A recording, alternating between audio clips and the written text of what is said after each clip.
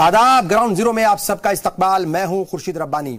Ground zero के आज के ईद उल अज़हा स्पेशल एपिसोड में हम बात करेंगे इस त्यौहार की तारीख, फजीलत और इसके मकसद की। दरअसल हमारी टीम ने आज सुबह से ही ईद उल अज़हा की कवरेज के दौरान लोगों से बात की।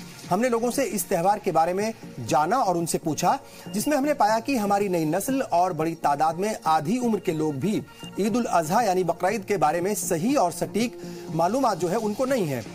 कुछ एक लोग ईद उल अज़हा की तारीख के बारे में या तो जानते ही नहीं या फिर वो इस पाक त्यौहार की टूटी फूटी तारीख ही बयां कर पाए हैं। इसीलिए हमने तय किया कि आज हम अपने नाजरीन को इस पाक त्यौहार की मुकम्मल तारीख, साथ इसके मकसद से भी लोगों को वाकिफ कराएंगे, ताकि आप सब लोग इस त्यौहार की तारीख और इसके असल मकसद को जान सकें और समझ सकें।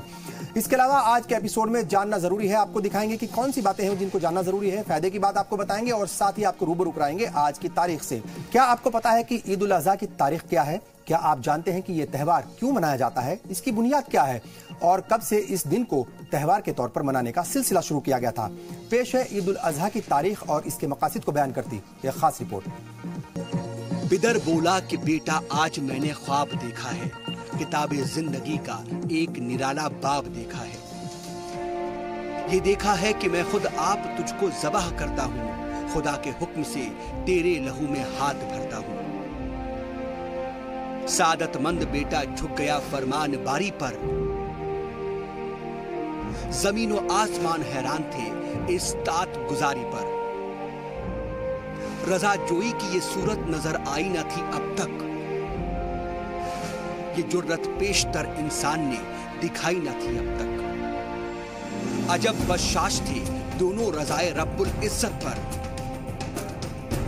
तामुल या तजब्जुर कुछ न था दोनों की सूरत पर।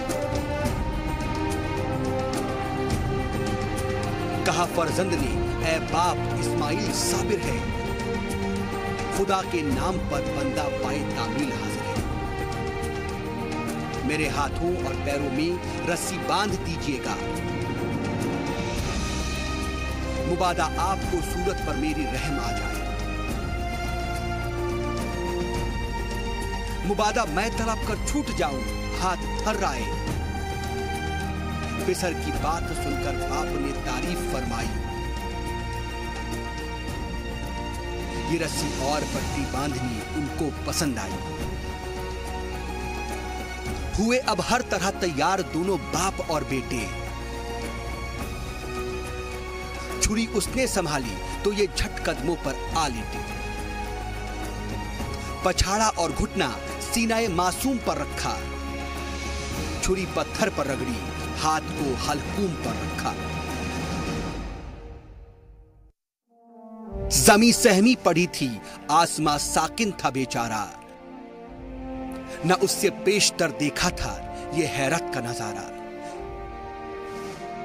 पिदर था मुतमईन, बेटे के चेहरे पर बहाली थी, छुरी हलकूम इस्माइल पर चलने ही वाली थी। मशीयत का मगर दरियाए रहमत जोश में आया कि इस्माइल का एक रोंगटा कटने नहीं पाया। हुए जिब्रील नाजिल और थामा हाथ हजरत का, कहा बस इम्तिहा मकसूद था इसारो जुरात का। खिताब उस दिन से इस्माइल ने पाया ज़बीउल्लाह, खुदा ने आप उनके हक में फरमाया ज़बीउल्लाह। हफीज जालंधरी साहब ने इन चंद अल्फाज में ईद उल अज़हा की मुकम्मल तारीख को बड़ी खूबसूरती से बयां किया है। लेकिन अगर इस खास त्योहार की तारीख को आसान लहजे में बयां किया जाए तो वो कुछ इस तरह है। एक रोज हजरत इब्राहिम अलैहिस्सलाम ने ख्वाब देखा कि वो अपने बेटे इस्माइल अलैहिस्सलाम को अल्लाह की राह में ज़िबाह कर रहे हैं। उन्होंने ये ख्वाब अपने बेटे इस्माइल को बयां किया। हजरत इस्माइल अलैहिस्सलाम भी अल्लाह के नबी थे, उन्हें ज़बीहुल्लाह का लक़ब हासिल था। हजरत इस्माइल अलैहिस्सलाम ने जब अपने बाबा हजरत इब्राहिम अलैहिस्सलाम से ख्वाब सुना तो फौरन कहने लगे कि बाबा, आपको खुदा का हुक्म हुआ है, आप इस पर अमल करें, इंशाअल्लाह मुझे सब्र करने वालों में पाएंगे। हजरत इब्राहिम अलैहिस्सलाम के लिए ये किसी इम्तिहान से कम नहीं था। रवायत मिलती है कि इब्राहिम अलैहिस्सलाम को 80 साल की उम्र में औलाद नसीब हुई थी और ऐसे में अपने लख्ते जिगर की कुर्बानी देना उनके लिए किसी भी लिहाज से आसान न था। लेकिन एक तरफ अपने बेटे से मोहब्बत थी तो दूसरी जानिब अल्लाह का हुक्म था। इब्राहिम अलैहिस्सलाम ने अल्लाह के हुक्म की तामील करते हुए अल्लाह को राजी करने की नियत से अपने लख्ते जिगर को कुर्बान करने का फैसला किया। हुक्म खुदाबंदी और अपने बेटे की भी रजा पाकर हजरत इब्राहिम अलैहिस्सलाम अल्लाह की राह में अजीम कुर्बानी पेश करने के लिए मिना के मैदान में निकल पड़े। हजरत इब्राहिम हजरत इस्माइल को लेकर के जब मिना के मैदान की तरफ चले तो उन्हें 3 मकामात पर शैतान ने बहकाया भी। दोनों बाप बेटों ने तीनों बार शैतान को कंकर मारे और हुज्जाजे किराम आज भी उन्हें कंकर मारकर सुन्नत इब्राहिम को अदा करते हैं। अब हजरत इब्राहिम ने हजरत इस्माइल को मीना के मैदान में ज़िबह करने के लिए लिटाया, लेकिन ज़िबह से पहले हजरत इब्राहिम ने अपनी आंखों पर पट्टियां बांध ली थी ताकि जब अपने जवान बेटे को वो ज़िबह करे तो बाप की बूढ़ी नजर जवान बेटे को ज़िबह होते ना देख सके।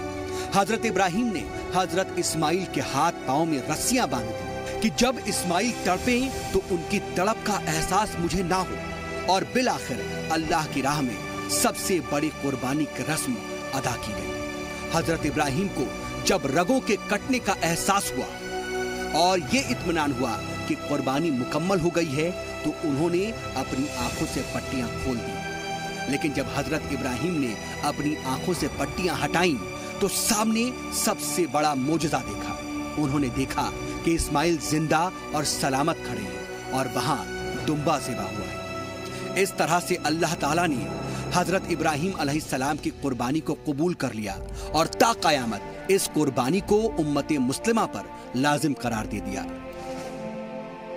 मक्का में इस मौके पर हज अदा किया जाता है और दुनिया भर में जहां जहां भी मुसलमान आबाद हैं वो ईद उल अजहा के रोज सुन्नत इब्राहिम को अदा करते हैं और खुशियां मनाते हैं। जी सलाम के लिए सऊद मोहम्मद खालिद की रिपोर्ट। और आइए ईद उल अजहा के असल मकसद को बयान करती एक और खास रिपोर्ट आपको दिखाते हैं।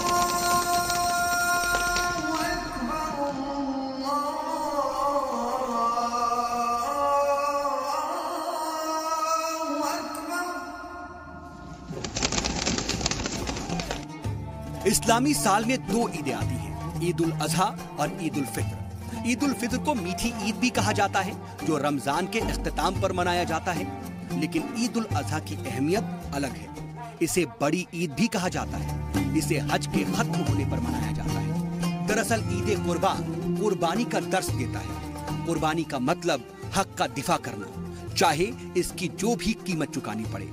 पैगंबर इस्लाम का फरमान है कि हर शख्स चाहे जिस भी खानदान, समाज, शहर या मुल्क का रहने वाला है, उस पर फर्ज है कि वो अपने समाज, अपने शहर और अपने मुल्क के लिए हर कुर्बानी देने को तैयार रहे। ईद उल अजहा भी यही पैगाम देता है कि अपने आप को सब्र, ईसार, कुर्बानी और वफा के लिए हमेशा तैयार रखें। ईद उल फित्र की तरह ईद उल जुहा में भी गरीबों और मजलूमों का खास ख्याल रखा जाता है। इस्लाम के हर फेल में एक मकसद छिपा है और उसमें एक पैगाम होता है। ईद उल अजहा भी कुर्बानी के साथ साथ सबका ख्याल रखते हुए सबका हक अदा करने का पैगाम देता है। साथ ही ये भी बताता है कि अगर आप साहिब हैसियत हैं तो आपकी कुछ जिम्मेदारियां भी हैं। चलिए ईद उल अजहा के मकासद को और बेहतर तरीके से भी समझाते हैं। सबसे पहले जानिए कि ईद के दिन के एहतमाम क्या है। ईद के दिन घर के हर फर्द को नए लिबास पहनने की कोशिश करनी चाहिए। इस दिन ईदगाहों, मसाजिद और इबादत गाहों में नमाज ईद अदा की जानी चाहिए। घरों में उम्दा गिज़ा और लवाजमात का इंतजाम और एहतमाम किया जाना चाहिए। बच्चों और अपने से छोटों को ईदी और तोहफे देने चाहिए। ईद उल अजहा के दिन कुर्बानी की जानी चाहिए। जानने और समझने की जरूरत यह भी है कि कुर्बानी किन लोगों पर वाजिब है। इस्लाम के मुताबिक वो शख्स साहिब हैसियत है जिस पर ज़कात फर्ज है। वो शख्स जिसके पास 7.5 तोला सोना या 52.5 तोला चांदी है या फिर उसके हिसाब से पैसे हैं। यानी आज के हिसाब से अगर आपके पास 28 से 30 हजार रुपए मौजूद हैं तो आप 52.5 तोला चांदी के दायरे में हैं।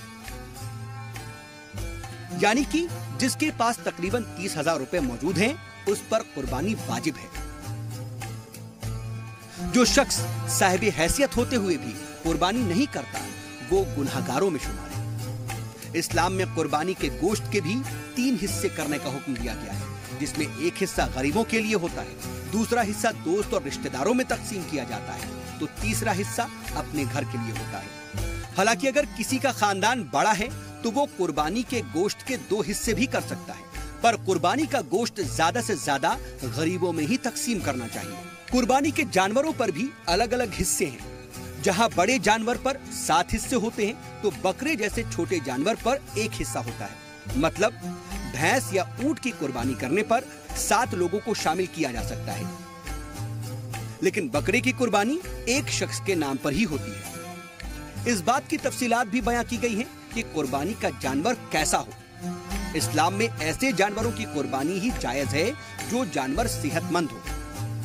कुर्बानी के जानवर के जिस्म पर कोई नुक्स या ऐब नहीं होना चाहिए। उसके नाक, कान, आंख और पैर सही सलामत हो, क्योंकि बीमार और ऐबदार जानवर की कुर्बानी कबूल नहीं समझी जाती है। वैसे कानून शरीयत कहता है कि पहले अपना कर्ज उतारें, फिर हज पर जाएं, तब बकरीद मनाएं। इसका मतलब साफ है कि इस्लाम बंदे को अपने खानदान, अपने समाज और अपने मुल्क के फराइज को पूरी तरह से निभाने पर जोर देता है। जी सलाम के लिए सऊद मोहम्मद खालिद की रिपोर्ट।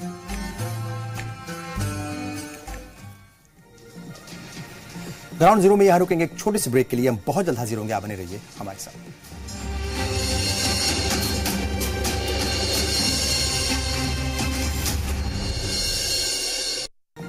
ब्रेक के बाद एक बार फिर आप सबका इस्तकबाल है। ग्राउंड जीरो में आज हम बात कर रहे हैं ईद उल अज़हा की तारीख की, उसकी असल मकासद की। और आपने देखा कि किस तरीके से हजरत इब्राहिम अलैहिस्सलाम से जो है ये सिलसिला शुरू हुआ था, ये रवायत शुरू हुई थी, और कैसे इसको फर्ज करार दिया गया। कुछ कंडीशंस हैं।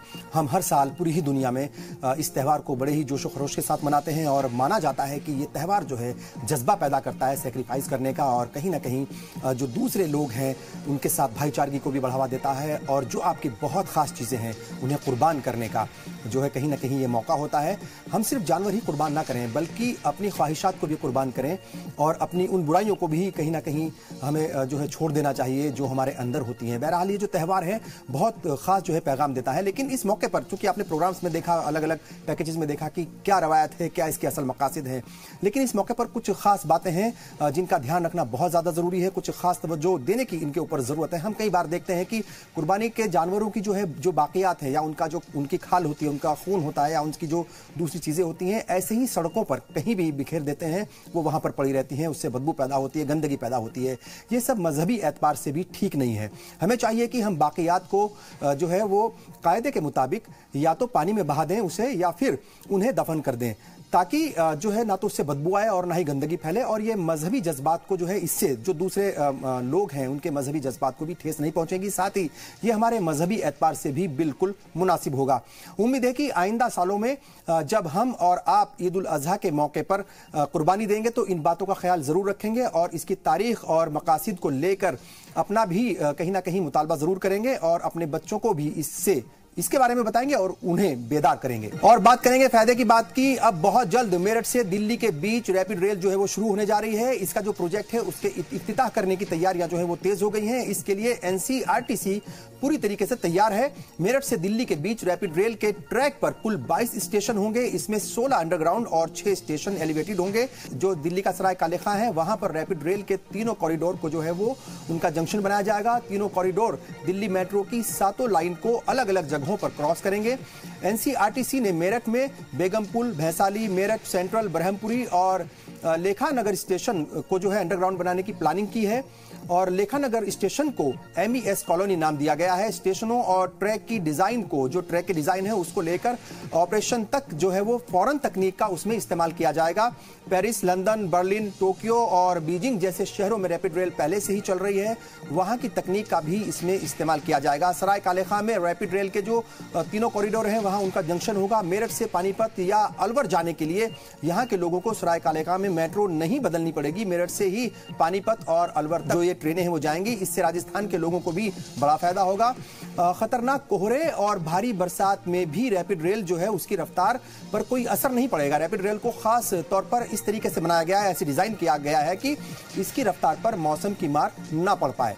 और बात करेंगे आज की तारीख की। 22 अगस्त 1639 में आज ही के दिन ब्रिटिश ईस्ट इंडिया कंपनी ने तमिलनाडु की राजधानी चेन्नई का कयाम किया था। चेन्नई, जिसे पहले मद्रास के नाम से जाना जाता है, हिंदुस्तानी रियासत तमिलनाडु की दारुल हुकूमत है।